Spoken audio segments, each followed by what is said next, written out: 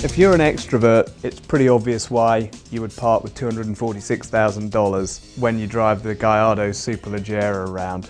People gawp and gape, pull out their cell phones for impromptu photo sessions. Unfortunately, law enforcement also pays extra special attention, so the idea that you could do 200 miles an hour in this car is completely goofy.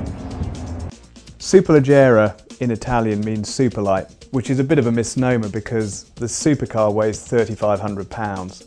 It's actually lighter than the standard Gallardo to the tune of 126 pounds. The car also has another 11 horsepower, so as you can imagine it's a bit quicker off the line than the standard Gallardo.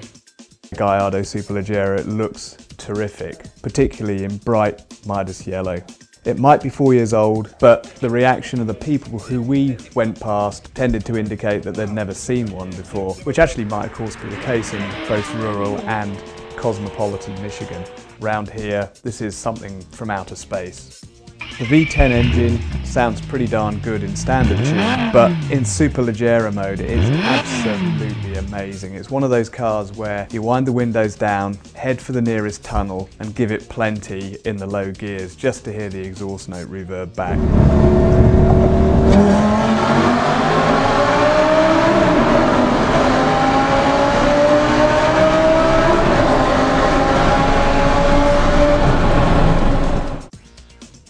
Launching the Superleggera is really simple. The car we had the E-gear transmission, which is effectively Lamborghini's automated manual.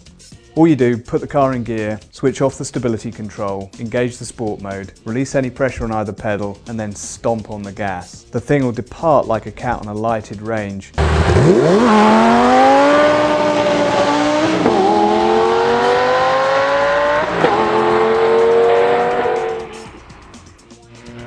On the track, the Superleggera is pretty good. Obviously it's an all-wheel drive car, and that means that it doesn't slide massively. You're not going to get huge tail-out slides in this car, but there's enough torque diverted to the rear end that you can actually drive the car on the throttle and adjust the line pretty minutely. It's pretty fast. We were doing comparable lap times to a Z06 at Gingerman, which is our circuit of choice. The car's really fast in a straight line. It's got plenty of grip.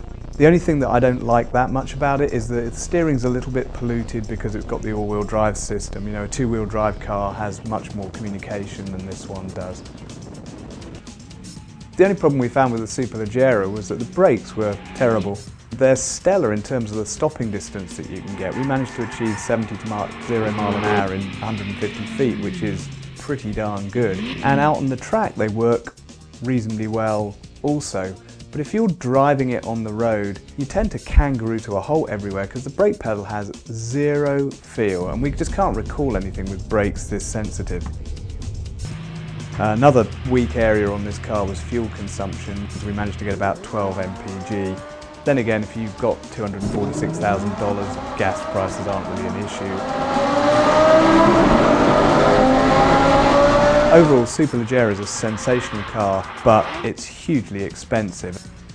The only saving grace is that in many ways it's a better car than a Murcielago LP640. It's as quick in a straight line, it's a lot less of a handful on the track, and it's a good $100,000 less than the Murcielago. I'm not sure Lamborghini would like us to tell people to go and trade in their Murcielagos for Gallardos, but it does make the case that Gallardo looks like quite a good bargain for Lambo fanciers.